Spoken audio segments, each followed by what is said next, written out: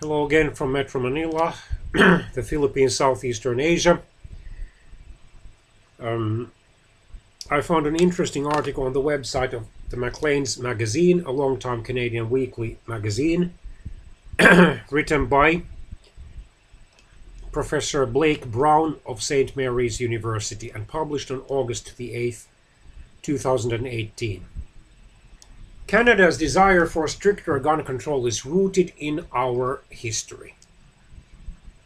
It seems that his views are to some extent at variance with such critics of Canada's strict gun control measures as the Conservative member of the House of Commons for Nose Hill, Calgary, Michelle Rempel, who recently has been posting quite many politically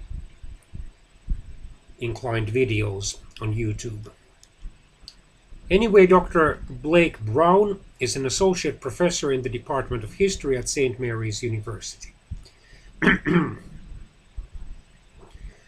recent mass shooting in Toronto's Danforth neighborhood has renewed the debate over Canada's gun laws. Toronto Mayor John Tory responded by calling for a handgun ban in the city.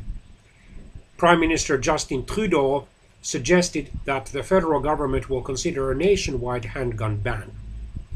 Citizens expressed strong support for prohibiting guns in cities. Critics dismiss the idea as a knee-jerk reaction by people generally lacking technical knowledge of guns and firearm laws. However, the history of gun control shows that many Canadians have long called for tighter laws related to handguns because of the danger posed by modern pistols that offer a substantial amount of firepower in a small, concealable package. When the 19th century began, handguns were generally single-shot muzzle-loaded weapons, and they were inaccurate, slow to reload, and often misfired. During the 19th century, gun makers produced revolvers that held multiple rounds of ammunition and could be fired multiple times quickly, and of course became much deadlier weapons. As an aside.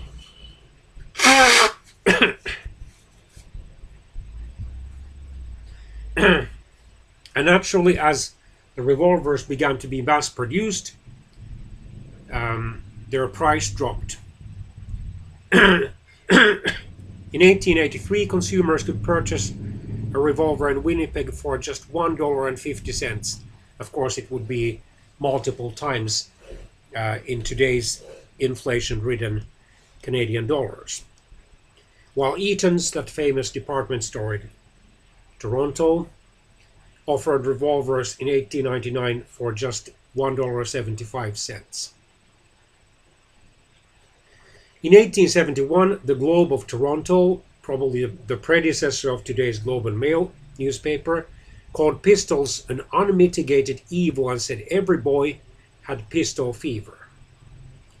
For every pistol used for defense, 10,000 were made the instruments of death in the hands of careless or silly people, according to the Globe. It recommended outlawing revolvers, or at least appointing a board to determine the amount of sense necessary to make a person a safe custodian of a loaded pistol. Conservative lawyer and politician Robert Harrison suggested in 1872 that pistols were too common in Canada and were much too indiscriminately used. Senator Billa Flint claimed in 1877 that young Canadians were fast training themselves in the use of firearms and particularly pocket pistols. And boys who were not yet adult men could save a little money and use it to buy pistols. Senator Alexander Campbell blamed the tendency of young men to carry a handgun on the idea that this shows in some way their manliness. Concern about handguns continued into the 20th century. Various newspapers published appeals for strictly regulating or even banning pistols. Some commentators, fueled by anti-immigrant racism, warned that certain ethnic groups tended to carry pistols. Heightened worries about crime during the Depression in the 1930s and soldiers' practice of bringing guns home as war souvenirs also sparked concerns. Then both conservative and liberal legislators responded by making owning and/or carrying a handgun more difficult.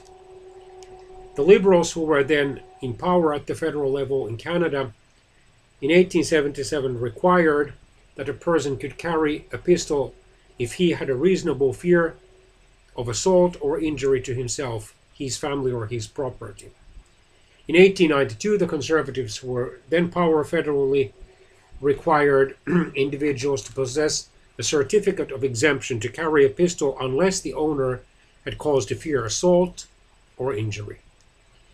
It also became illegal to sell a pistol to anyone under 16. In 1913, the Conservatives, who again formed the federal government, increased the potential penalty for carrying a handgun outside the home or place of business without a permit to 3 months. In the early 1930s, the Conservatives, who again were governing Canada federally, excuse me, legislated handgun permits that could only be issued if the owner needed to protect life or property, or the pistol would be used at a shooting club. The punishment for carrying a handgun without a permit was also increased to a maximum of 5 years. In 1934, the Conservatives created the first handgun registration system. In 1968 to 1969, the Liberals established the three-part division of guns between firearms, restricted weapons, and prohibited weapons, placing handguns in the restricted category.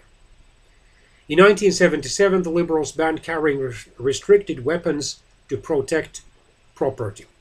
Following the Montreal massacre at the École Polytechnique, where Marc Lépine killed,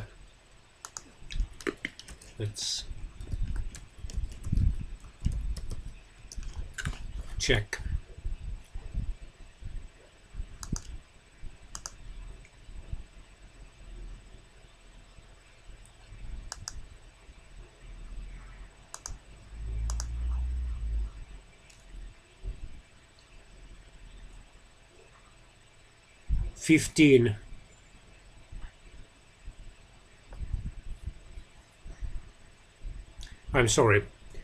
Killed 14 women, 13 of them students and 1 of them secretaries, and then 14 more were injured, and he then committed suicide.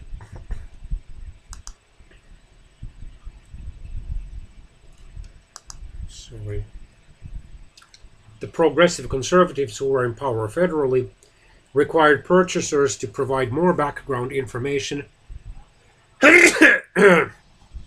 and passed laws on where to store guns safely and how to transport them.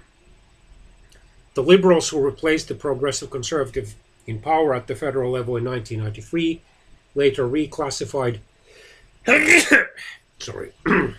some handguns as prohibited weapons. Critics of gun control note that Canada's handgun legislation has not stopped shootings. Of course, no law can stop all firearm violence. And what is the reason for that? Ultimately, the sinful human nature.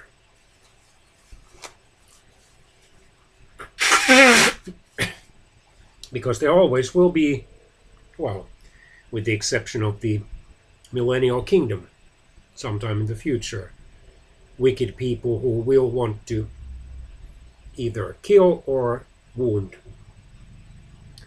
others willfully by using guns. Collectively, however, this legislation has been a likely element in the evolution of vastly different gun cultures in Canada and the United States. The majority of American households with firearms have at least one handgun. In comparison,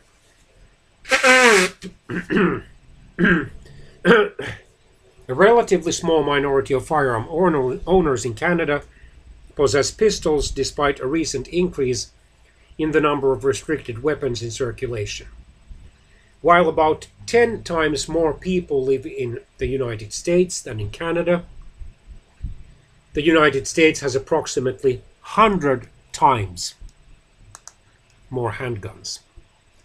Considering this arc of history, the calls to outlaw handguns by former Liberal Prime Minister Paul Martin in 2005 and now by John Tory, once the leader of the Ontario Progressive Conservatives, seem less like knee-jerk proposals. They rather appear to be in line with the historic Canadian trend to limit the presence of modern pistols. And this article was originally published on The Conversation.